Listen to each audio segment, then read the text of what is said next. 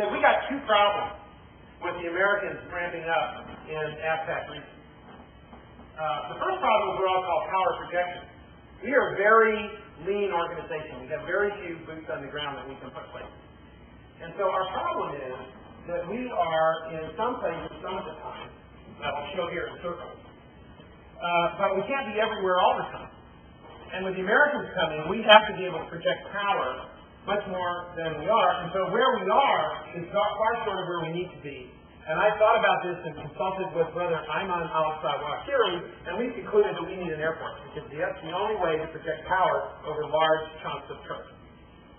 We need to be everywhere all the time in this region.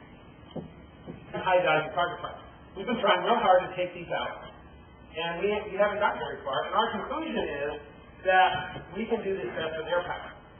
We don't know exactly how, but we're kind of intuitive guys, and we think that maybe that's the answer. By the way, that's Bagram Air Base there. I apologize for showing Air Force Base there. But that also could be a high-value target. So what is a high-value target or a hardened target is somewhat fungible. Now, the Air Force could do a lot more for us. It could do area denial, it could do counter-air, it could do I.O., it could do electronic warfare, it could do all of these things. But you know what? We are really focused dudes. We're just going to say power projection and high-value targets. I want you to bear in mind that surprise and speed are what win. You know, Napoleon was quoted in Clausewitz as saying to his marshals and his generals, I will give you any resource, gentlemen, except time. Get there firstest or the mostest, and you will win. And so that is what we need to do with air power. We need to get there firstest or the mostest, and what that means is we have to surprise the enemy. And Bin Laden says to Abu Fire, by the way, the enemy, the Americans, the British, they're not all that hard to surprise.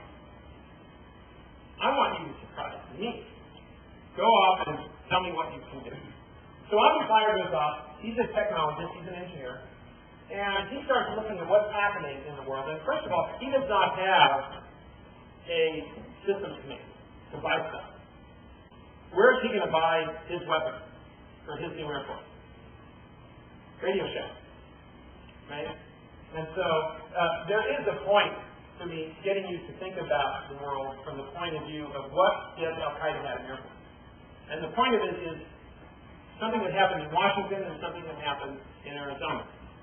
In Washington, when the Joint Strike Fighters or the F-22 pick your airplane was in trouble, and they will be for a long time, and it was for the following reason. Some senators said, well, wait a minute, how many airplanes does Al-Qaeda have?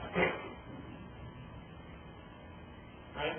And so thinking about the world from Al-Qaeda's point of view is important. But the other reason it's important is early on when I was at NSA, I was asked to, since I'm supposed to be an out-of-the-box thinker, being from Disney and all that, what they didn't know was I was a student that had to meet my next quarter's numbers for Wall Street.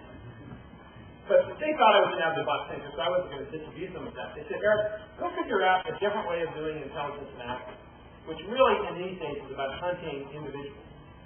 So I asked myself the question, who is the world-class hunters in this world?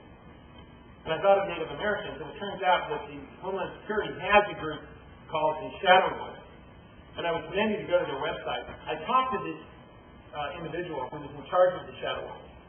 And we had actually a classified conversation, and I'll give you the unclassified pieces of it.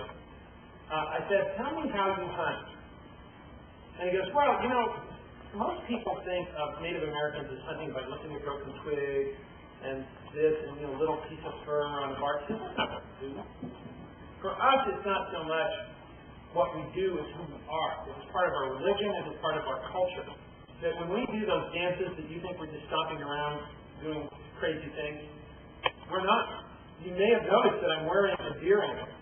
Well, the deer is my prey, and I am acting out the world as if I were that deer. And what I think is, I just woke up in the morning, and that's part of our ritual dance. I'm hungry, I'm thirsty, I'm cold. Where am I going to go? So I become the deer in this ritual dance. And what I realized is by becoming the deer, I don't have to track the deer. I know where the deer is going. I'm just going to wait for him to come to me. That's how we hunt.